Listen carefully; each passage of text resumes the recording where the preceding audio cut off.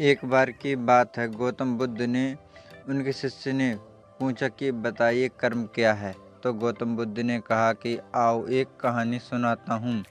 एक बार एक राजा हाथी पर बैठकर अपने राज्य का भ्रमण कर रहा था और घूमते घूमते एक दुकान के आगे आकर रुक गया।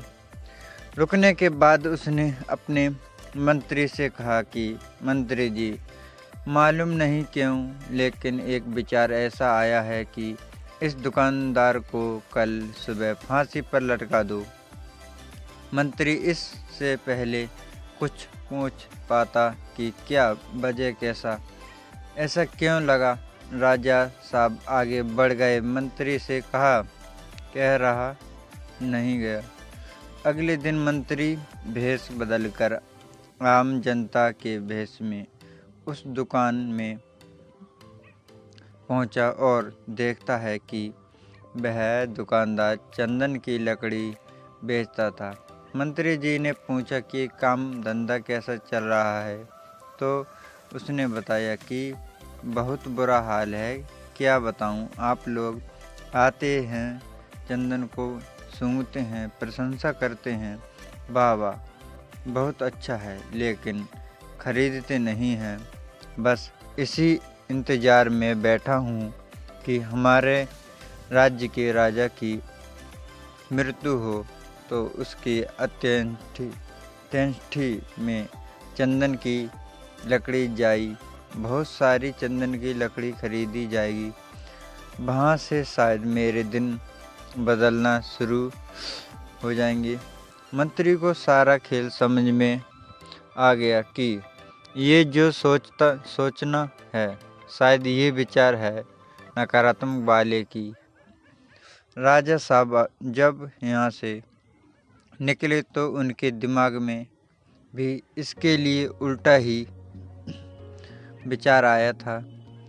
बुद्धिमान मंत्री था, उसने एक विचार सोचा। उसने कहा, थोड़ी चंदन की लकड़ी खरीदना चाहता हूँ। दुकानदार भी खुश हुआ कि चलो कोई तो ग्राहक आए। अच्छे से उसने कागज में लपेट कर के चंदन की लकड़ी मंत्री को दी।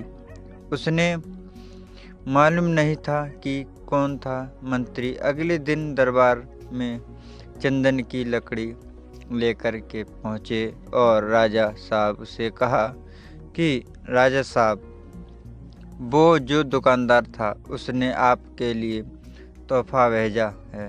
राजा बड़े खुश हुए और राजा ने सोचा कि अरे, मैं फालतू में उसको फांसी पर लटकाने की सोच रहा था, उसने तो तोहफा भेजा है। देखा तो चंदन की लकड़ी थी, बड़ी सुगंधित थी। राजा साहब बहुत खुश थे। राजा साहब ने सोने के सिक्के भिजवाए उस दुकानदार के लिए। मंत्री अगले दिन सोने के सिक्के लेकर पहुंचा। वही आम जनता के भेष में। दुकानदार बहुत खुश होकर बोला, अरे, मैं फालतू सोच रहा था कि राजा को चला जाना चाहिए दुनिया से और चंदन की लकड़ी खरीदी जाएगी। राजा साहब तो बड़े अच्छे हैं और दयालु हैं। ये छोटी सी कहानी ख़त्म हुई और तो गौतम बुद्ध ने अपने शिष्यों से पूछा कि बताइए कर्म क्या है। तो शिष्यों ने कहा कि शब्द जो हैं हमारे, वो हमारे कर्म हैं। हम जो काम करें हमारा कर्म, हम जो भावनाएं हैं वो हमारा कर्म है।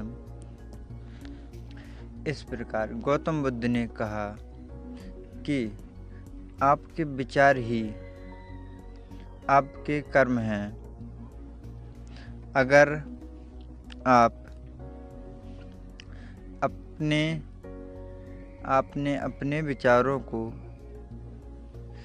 नियंत्रित करना सीख लिया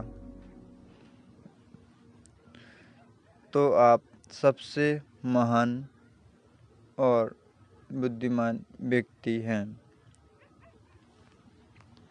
इसलिए द हिंदी वर्ल्ड आपको या आपसे कहता है, अच्छा सोचिए तो अच्छा होगा।